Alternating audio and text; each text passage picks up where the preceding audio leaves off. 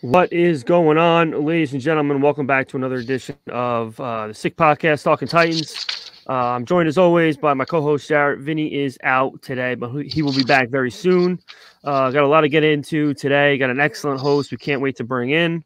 But let's get rocking and rolling. Sammy, start me off. Turn up your volume. Because you're about to listen to The Sick Podcast. Talking Titans. Ladies and gentlemen, 94 yards. Touchdown, Titans. He is the baddest man in the NFL, and he just took her to the house. The sickest Tennessee Titans podcast. Zach! It's gonna be sick. All right, folks, welcome back to another edition of our off-season portion of the show. Got a lot to get into. A lot of things took place since our last show. Introduction of a new GM, talk about, more quarterback talk, all that good stuff. So we got an excellent guest to bring in today, Mr. Corey Curtis from WKRN, News Channel 2. Corey, how you doing tonight? I'm great, guys. How are you guys doing? Great. Great. Well, we thank you for joining us. Obviously, this time of year, a lot going on in the sports world. I know you're a busy man, so I really appreciate you taking the time to talk to us. I'll jump right into it. Okay. I think a topic of discussion that is going to be now until the decision is made on all of our minds is who is going to be the quarterback of the Titans in 2023. Now, there's a numerous amount of roads you can travel down, but obviously you are much closer to the organization than any three of us. If you had to guess, is there a certain wind or a certain direction the wind's blowing in that organization that would give you some sort of inclination what they might be choosing moving forward? Can I say that it's more of a tornado than a wind? Because it's just kind of goes round and round, and it's. I mean, I literally think that they're as torn as the fan base is, right? Because you've got Ryan Tannehill, who can win games when everything is good around him. You've got a lot of quarterbacks who, when everything is good around them, can win games. But when you don't have Jalen Hurts was good with the Eagles, or he was okay with the Eagles last year. And then they upped the roster, and Jalen Hurts is dynamic, right? And so, look, I think you put Ryan Tannehill in the Eagles lineup. I'm not saying he's Jalen Hurts, but I think he's going to look really good. Okay, he looked really good when he threw to A.J. Brown with the Titans. So I think they understand that, but they also understand Tannehill is what he is. He's been in the league a long time, and he's never ripped it in the postseason. That's for sure. The 2 playoff wins they've got are what they've got. He's not getting younger. He's getting older. His cap number is really high. And I think the bottom line, guys, and I think the Titans realize this is, unless you've got Burrow or Mahomes or one of those guys, you have to analyze your quarterback position every year because it's really tough to get to the big one without one of those guys. So they're analyzing their quarterback position right now. I think Tannehill's a safe fallback position for them, but if they can look to bring in a guy who can be a dude, I think that they're going to look long and hard at it. Whether that be Trey Lance or Tom Brady or moving up to get a guy like C.J. Stroud. I think those things are all on the table right now, and they all have to be figured out by Mike Vrabel, by Rand Carthon, and then, of course, by Amy Adams-Strunk as well. And it is the number one question of the offseason, and I think the interesting part is I think it's all in play. Yeah, along with going into the offseason, like with the quarterback situation, we've struggled for the last year and a half on offense altogether with playmakers now, with A.J. Brown, leaving for Philadelphia. Yep. Where do you see this new GM and Ron Carthon going after checking his first box, adding weapons to this offense that's been struggling for the past 2 years? Well, I think the number one weapon you can add to this offense is an offensive line that can block. Okay. Yeah. I think you build a football team inside out. All right. Yeah. The Philadelphia Eagles and the San Francisco 49ers have 2 of the best offensive lines in the game. The Kansas City Chiefs have one of the best offensive lines in the game. There's no question why those teams are where they are at. We are used to Titans teams that are built strong up front. So watching them fall off like I have the last few years has been painful to watch. It really has. And it's amazing how much better Tannehill can be with time. It's amazing how much better the receivers can be with some time to get open. And it's amazing how much better a play caller can be when he actually has guys who can block in front of him. You know, Chigakonkwo on a tight end reverse on 4th and 1 looks a lot better when somebody gets blocked, okay? Not when 3 people run free. So I think that is the most important box that they've got to check. They need 2 or 3 new starters on the offensive line. Yeah, you're looking at center, left guard, and left tackle. Yeah, personally, possibly right guard. I think let Nate go. There's a very good possibility that they're not willing to pay the price for Nate Davis moving forward.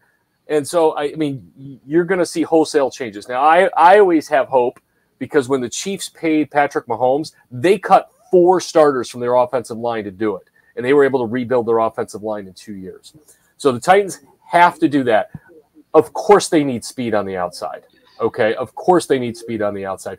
There's multiple ways to do it. You know, whether you draft one early, you draft one late, you trade for more picks, which I'm always kind of a fan of. But I think,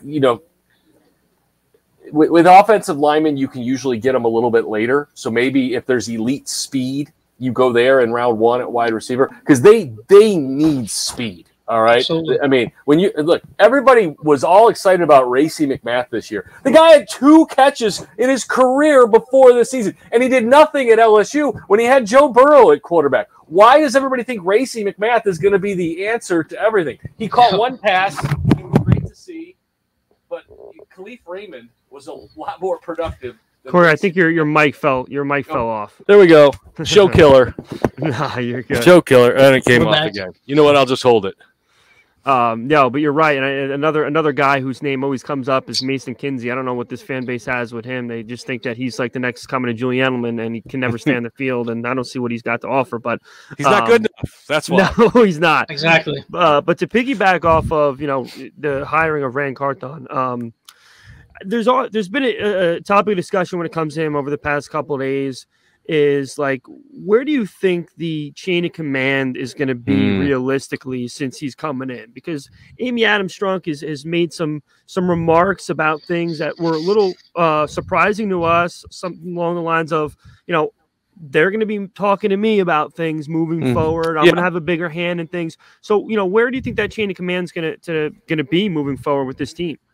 Well, I just think she's going to have a bigger hand in making sure no more A.J. Browns get traded. I think that's the bottom line is, she wants, and I think also she wants to make sure there's no disconnect between the GM and the head coach anymore.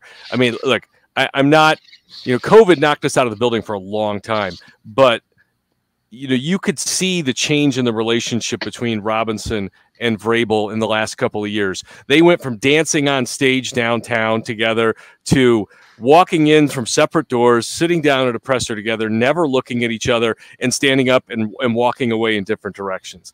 And, they never yelled at each other. They never snapped at each other. Vrabel always said the right things about supporting J-Rob's moves, but you could tell that relationship wasn't what it was. I don't know how frayed or how, they still painted it as they got along, but I have a hard time believing it. So she needs to make sure that those guys are indeed working hand in hand. I thought one of the most important things about the Carthon hiring is it showed that they didn't just hire a Vrabel puppet, because that was my biggest concern. Yeah. I thought if they hired a puppet, it was just going to be a disaster. And we were just going to watch a team fall to the likes of Jacksonville and Indianapolis. But Carthon's a dude. I think, who Teron Davenport is? ESPN.com. Yeah. He said it best the other day.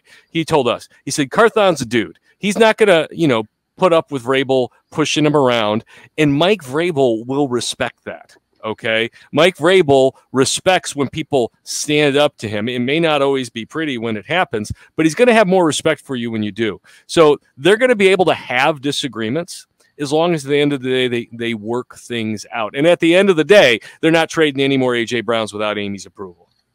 Absolutely. So you were there on the press conference, right, on the introduction on Friday? Yeah. What was the whole – we saw the whole vibe on Thursday when he walked in, when he got the greeting from everybody. And, that was just awesome. So being at the presser, what was that whole vibe that whole day when he introduced himself to the media and, before and after the presser, for behind the scenes guys like us that we didn't see.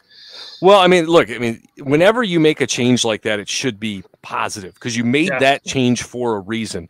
But I mean, Mike Vrabel, I felt, was as close to jovial as I've seen him. I mean, he looked like a happy guy. Even when he was yelling at Jared Stillman, he was doing it in the happiest way possible. So, I mean, Amy was excited. I think there's a lot of people excited about bringing in someone from another organization, to bring in some stuff. Obviously, I like the point that he brings some diversity to their front office staff, something that they did not have. I like a lot of what he brings, and the fact that he and Vrabel, I think are going to see eye to eye on the way teams are built. He had the credentials. Now he's got the opportunity. He embraced the collaboration that they want, and that's obviously, very, very important. And so everything is positive this way. And for me, the big positive is, it was exciting to meet this guy who I know isn't just going to be doing whatever Mike Vrabel tells him to do, where if they had hired from an internal hire, that would be the big concern. Yeah, absolutely. One quick thing also, a topic of discussion I think is being overlooked in the grand scheme of things, talking about offensive line specifically. Mm-hmm. We've had a left tackle in this organization for a very long time who's making a lot of money and hasn't been able to stay on the field.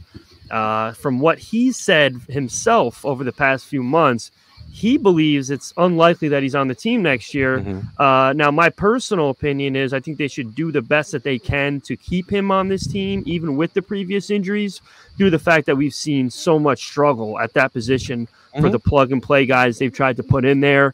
And I think there should be more of an appreciation for Taylor Lewan based on the fact that, we've seen how bad NFL left tackles can be to find or how hard they are to find. Or they can just be. Yeah, absolutely. What do you think? Where do you think they go with him moving forward? Do you think they try to make a solid attempt to keep him, or do you think our time with him is done? Well, I agree with you that Taylor Lewan's play has been really underappreciated by a lot of people, and it's because of his personality and how boisterous he is. If he rubs you the wrong way, you're going to nitpick everything that he's done. For a long time, he was an elite tackle in this league. He would take on the Khalil Macks, he would take on the Von Millers, and you didn't have to give him help, and that was huge. Unfortunately, he's missed 2 of the last 3 years, and I always say that hope is not a strategy.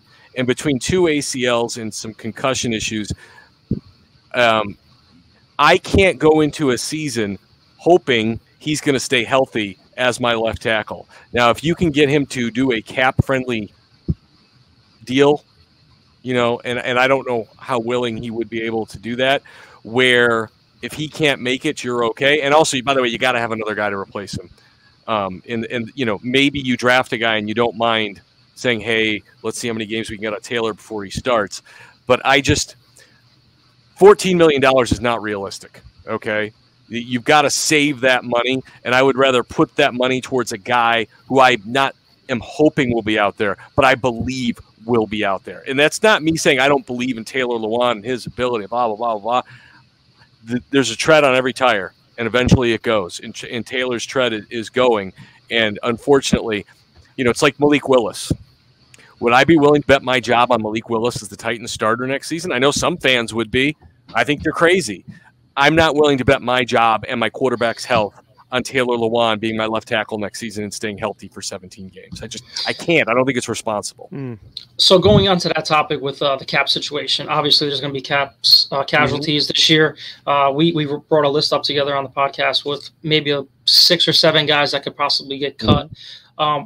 With speed being our problem on offense and the lack of, I guess, playmakers at the wide receiver position in free agency, and do you see them making a trade, as ridiculous it sounds, as we traded away A.J. Brown, to get speed? Because to me, to go after Hopkins in Arizona, you're going to pay $19 Yeah, but you're paying $19 million to a 30-year-old wide receiver when you could have paid $26 million to A.J. Brown. Yeah, it makes no sense. Who would you go after in that position? Well, look, number one, a guy's got to be available. You can't make a trade unless he's available. Absolutely. And number two, the Titans aren't the only team that are going to have cap casualties. So you've got to wait and see who becomes available. And these teams generally have an idea of who's going to be cut free and that they could have a shot at.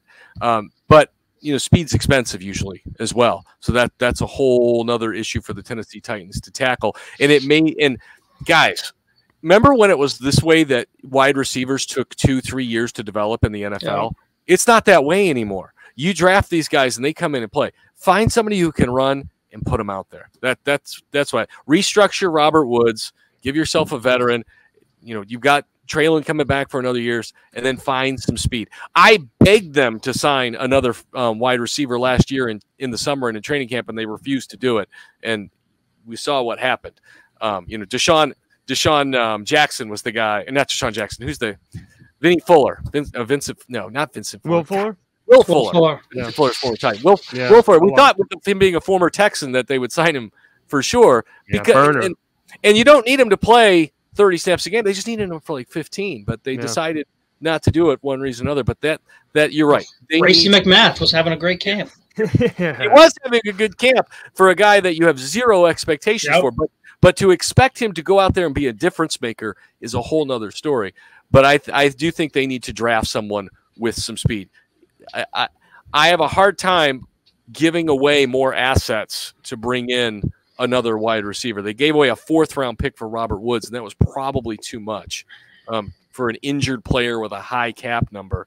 J-Rob got fleeced pretty good on his last couple of trades at wide receiver, and I don't think the Titans can afford to give away any more spots. Yeah. Corey, one last question. We'll let you go. I know you're busy. So, gun to your head. If you had to take a professional opinion, what are the Titans doing with the 11th pick? And if they are keeping it, who are they taking? Well, I'm not going to be able to give you a player. I haven't done enough research on that yet. Mm-hmm. If I had to guess, it's the best tackle or wide receiver on the board. That would be my estimation at my point. I think it would make a lot of sense for this team to trade down and get more picks. If you could add another 2nd or 3rd rounder, I mean, 3rd rounders should start. 2nd rounders should Absolutely. start. And so, if you can get an extra pick and get a center or a guard, that could be huge, for your organization. But shoot, guys, if there's a Justin Jefferson or a Chris Olave available there at 11, we've seen those guys, and I get a lot of flack for this, but I think we saw it play out last year. Those guys are more important than Derrick Henry for this team. I agree. This team has been able to run the football without Derrick Henry. Not Derrick Henry ability, but they've been able to run it. They haven't been able to throw it without A.J. Brown much. So when you have guys out there who can spread the field and make plays down the field, it is a different ball game. So if there's somebody special there at 11, it could be a wide receiver. But other than that, they've got to build the offensive line. Absolutely. Well, Corey, I can't thank you enough for dropping in. We really appreciate your time. Obviously, you can find Corey on Corey Curtis 2 Twitter. I know you're busy on WKRN Channel 2. And again, I can't thank you enough. We appreciate your insight so much. And maybe we definitely like to have you back on once we get closer to that draft day. So after you've done some more scouting, you can give us some more insight on where the organization is looking to move there. I'm going to dive in on that, and I'm going to get a microphone that I don't have to hold. Appreciate it, Corey, man. Corey, thank you so much. You have a great night. Thank you. All right. Corey Curtis, WKRN, News Channel 2, joining us tonight. We appreciate him very much. Absolutely. So, yeah, a little more we can dive into now. I want to speak specifically on the Rand Carthon press conference. And Corey touched on it a lot as well. I mean, really, Mike Vrabel, you saw Mike Vrabel that day that I don't think I've ever seen on a podium since he joined the organization. Yeah. You still had that hate for Paul Kaharski, which was funny. I respect the hell out of Paul for asking the tough questions because he's one of the only guys that do it. Him and Toronto, yeah, but good God, I mean, Mike never misses an opportunity to bust his balls. But even the joke about the kick returners, that is something you would never imagine him doing in a million years. Because he has that facade that he never loses, where it's business and he doesn't want to even be there, and it's like fuck everyone. And we didn't see that version of him that day. So, and Corey did touch on that, which was very interesting. My question was with the whole vibe in the building. He said that relationship, and before the show we talked about this. That relationship between J-Rob and Vrabel, it looked like it started deteriorating as the years went by, and he kind of confirmed that for being in the building, covering the team. But getting with Ron Charthon. I'm gonna mess his name up 100 times, like Mike Keith says all the time. Dude, he looks it for us. Give Amy a lot of credit for going outside the organization and thinking outside the box and bringing in a big list of guys to go through. Just like Vrabel, Carthon's a former player. He's well respected in the league all across the board. He's been building winning teams, and he's been preparing this moment for a very long time. So he's worked under Les Snead, right, with the Rams. He was with Les Snead. Oh, I'd have to. I'm pretty on his resume. So I'm pretty sure he was with Les Snead with the Rams, and now he's with John Lynch. He was working with Bill Polian when he was with the Colts too. So he's been around a lot of aggressive GMs, so to speak. So with the 49ers alone, he was involved with player personnel. Just to touch on his dues, what he did with them.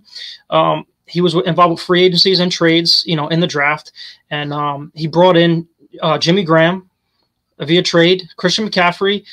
He traded up in the draft to get Trey Lance, possibly their future, quarterback. Possibly our future.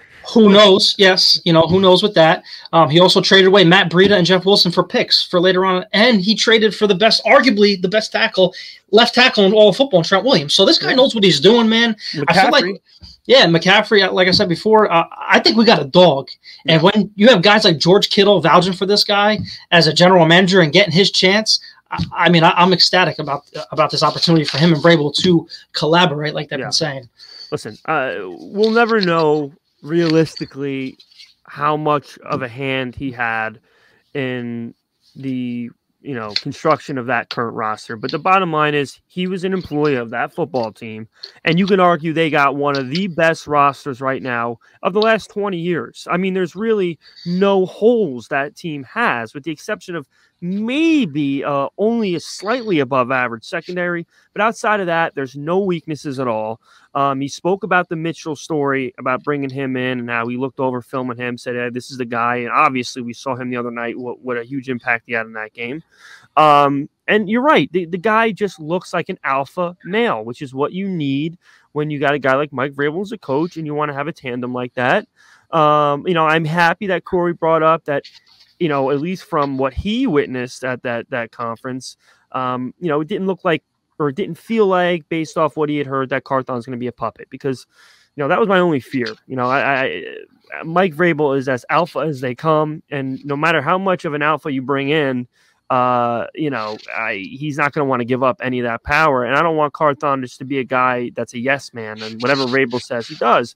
Now, I got a little bit of that vibe from the presser, just based off, him saying, first and foremost, I'm, looking to work with Mike Vrabel, whatever he said along those lines when they asked him about what's your first order of business or something like that.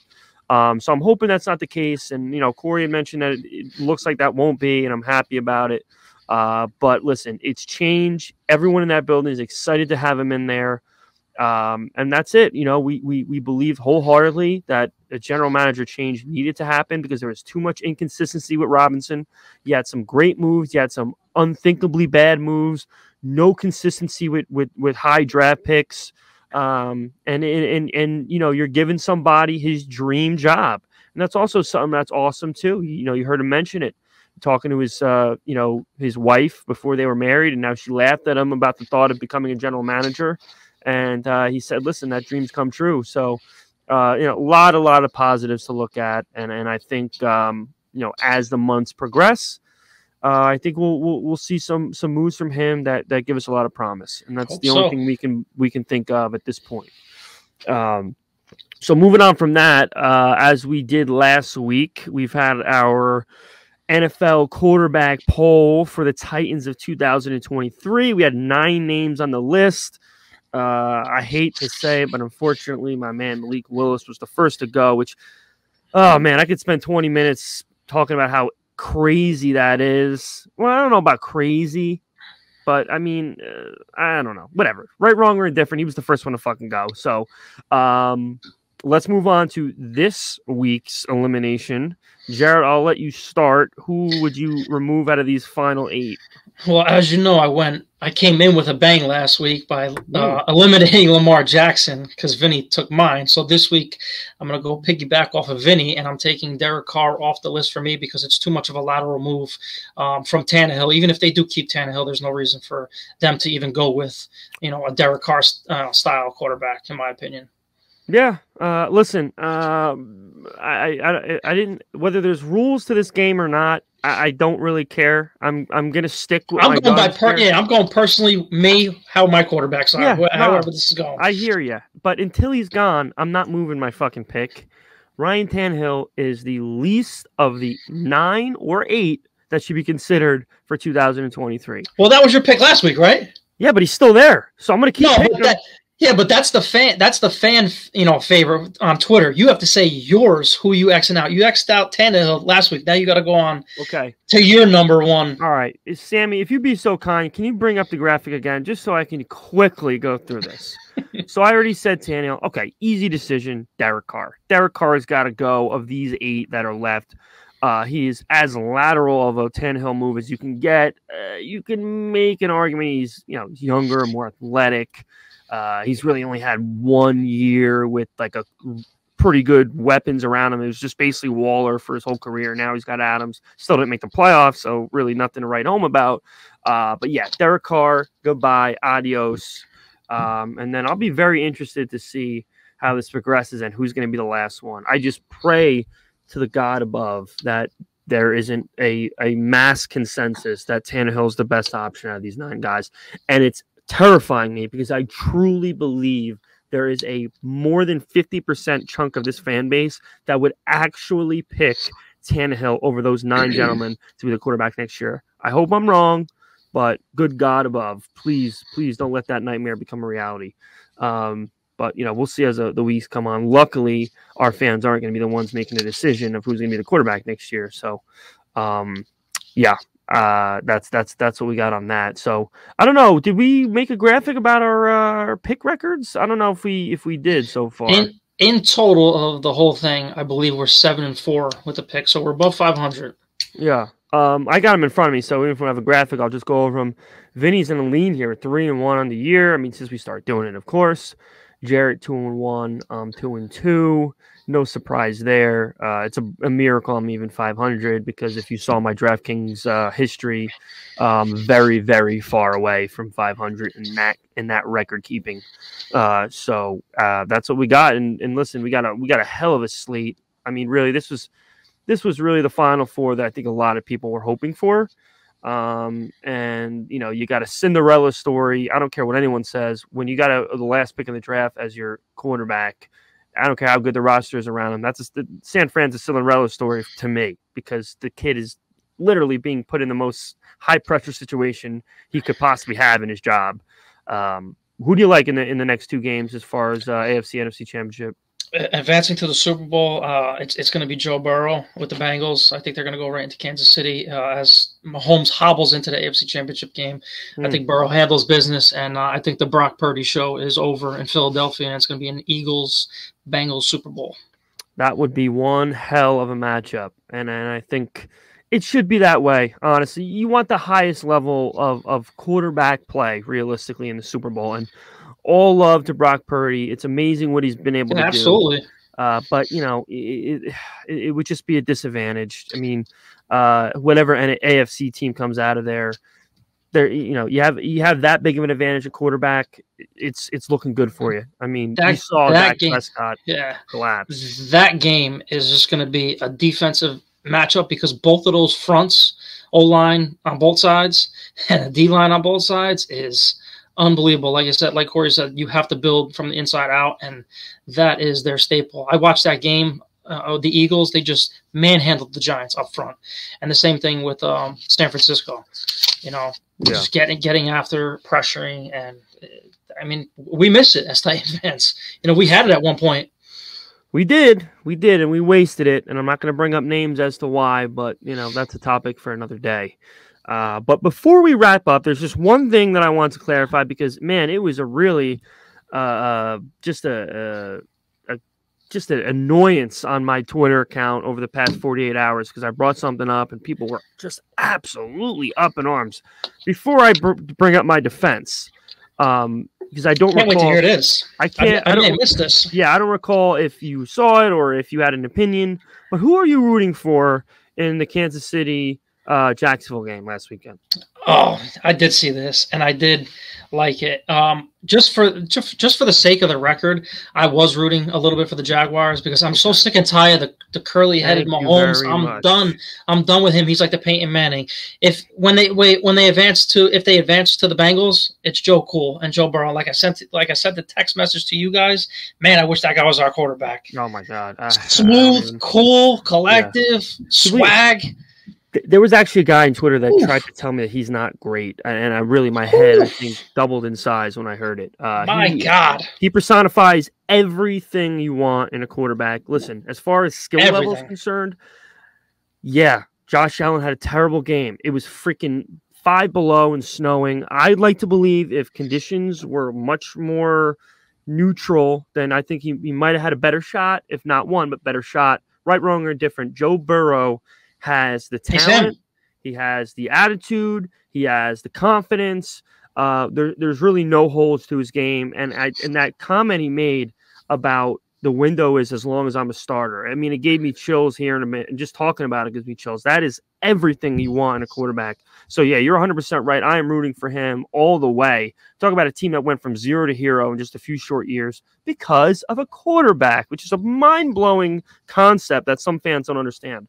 But real quickly, to defend my statement of how I was rooting for Jacksonville, apparently some people think that this is some long, like gritty, hard rivalry between us and the Jacksonville Jaguars. Folks, it is not a rivalry. We've had their number for a better part of a decade, okay? And they've been an awful, terrible disgrace for about 90% of their franchise. You want to know about teams that I don't want to see succeed? Teams like the Colts. Teams like the Bengals. Teams are not well. I mean, listen, I love Joe Burrow, but I'm still a little cold about the last year's game.